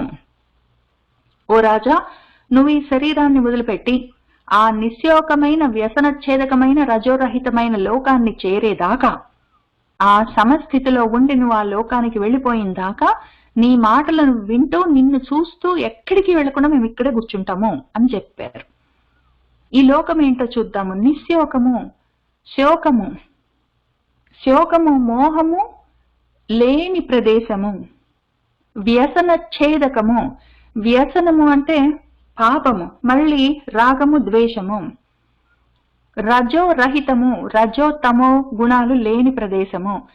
రజోతమో గుణాలు లేని, రాగద్వేషాలు లేని, శోక మోహాలు లేని అటువంటి స్థితి ఎప్పుడు కలుగుతుంది అంటే శోకాలు, మోహాలు, రాగాలు, ద్వేషాలు, రజోతమో గుణాలు అంటే ద్వంద్వాలు, ఆ ద్వంద్వాలు లేని సమత్వ స్థితికి నువ్వు చేరేంత వరకు, నీకు ఆ సమస్థితి కలిగిందాకా, నువ్వు ఆ స్థితధీహి అయి ఉన్నదాకా మేము ఎక్కడికి వెళ్లకుండా ఇక్కడే కూర్చుంటాము, నిన్నే చూస్తాము, నువ్వు చెప్పిందే వింటాము అని వాళ్ళు అన్నారు.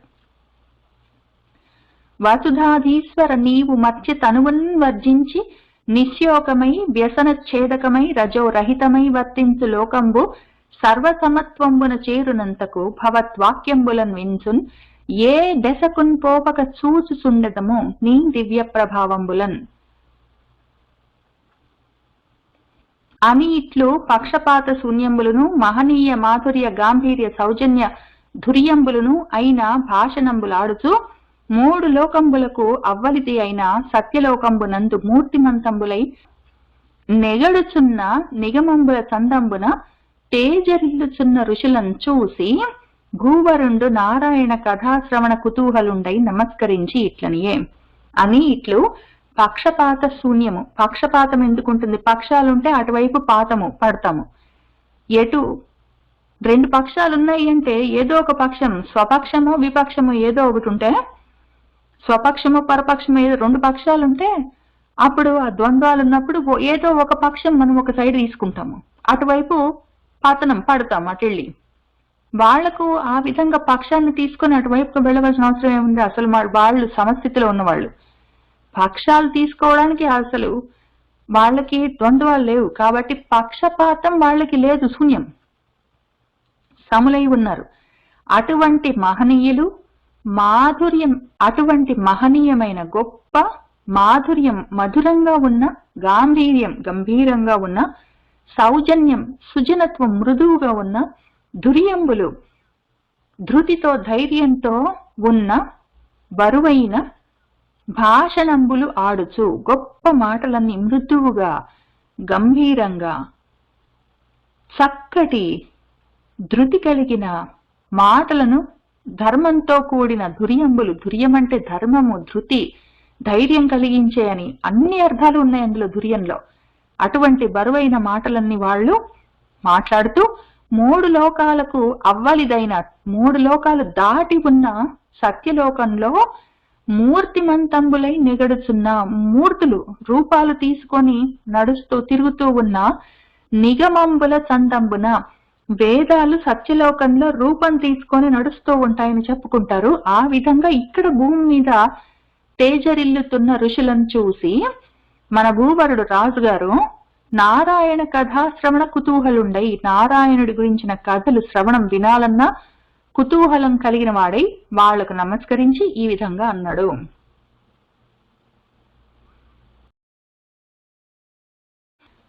ఏడు దినంబుల ముక్తిన్ కూడగన్ ఏ రీతి వచ్చు, గురు సంసార క్రీడనము ఏ క్రియన్ ఎడతెగు, చూడుడు మా తండ్రులారా శృతివచనములన్. 7 దినంబుల 7 రోజుల్లో ముక్తి కూడగా, ముక్తితో కలవాలి, నేను ముక్తి చేరాలి అంటే ఏ రీతిగా అది వస్తుందో, తర్వాత ఈ గురు సంసార క్రీడనము, ఈ గొప్ప గురు అంటే ఇంత బరువైన ఈ సంసారమనే క్రీడనము, ఈ ఆటంతా ఏ క్రియ ఏ విధంగా ఎడతెగిపోతుందో దాన్ని మా తండ్రులారా అయ్యలారా చూడుడు, కొంచెం చూసి చెప్తారా? ఆ శృతి వచనాల్లో, వేద వచనాల్లో, వేదవాక్కుల్లో ఏం రాస్తుందో చూసి చెప్తారయ్యా.